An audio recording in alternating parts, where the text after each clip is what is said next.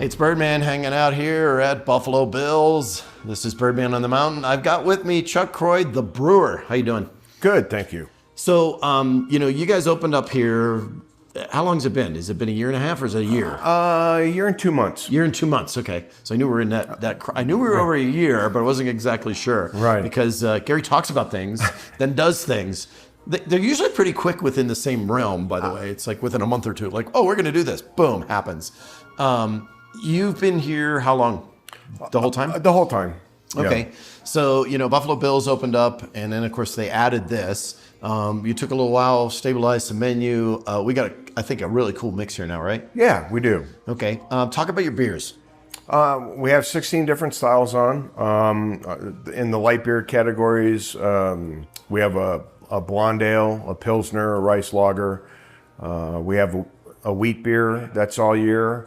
We have an Irish red and an amber, a stout. We have 5 different IPAs, varying styles. Yeah. So we have a good variety. Cool. And then somebody can come in and do a flight. So if they like a certain type or style, or they can mix it up, right? Correct. Yeah. If they're new, they can come in. They can ask for a taste of it. Okay. If they're not sure, or they can order a flight of 4, and it's the same price as a pint. Oh, cool. Very cool. Yeah. What have you noticed over the time that you've been here so far as the appetite for beer? It's growing. It's growing immensely. We just added 2 new fermenters, so we're just trying to keep up with production. Last year was a little bit slow because no one knew we were here. Right. Yeah, but as the word's gotten out, it's kind of gone around and spun up.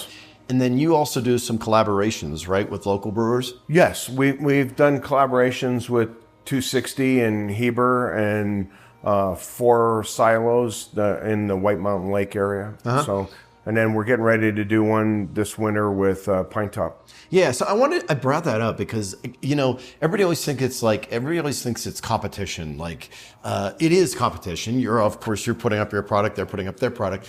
But it's also done in a spirit that everybody likes. Craft beer seems to be the most inclusive. Let's put it that way.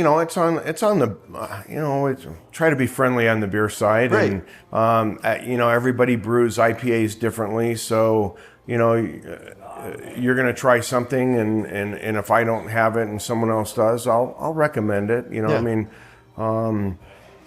It's really quality and variety to me that it comes down to. So, and as a person that brews beer, do you like tasting other beers and seeing different profiles and stuff like that? Oh, yeah, absolutely. It's kind of what market research. Yeah, market research. Yeah, that's a good way to put it. Hey, you can write that off, right? Right, exactly. So, and I always get a kick out of it. It's like sometimes you can try something and you don't like it, and maybe a month later you try it again and you're like, oh, no, that I taste something different. So sometimes that do with your attitude, what the weather is, and maybe even what you're eating, right? Yeah, it's going to be based on, some new beers you may not care for right away, but then after a while you develop a taste for them.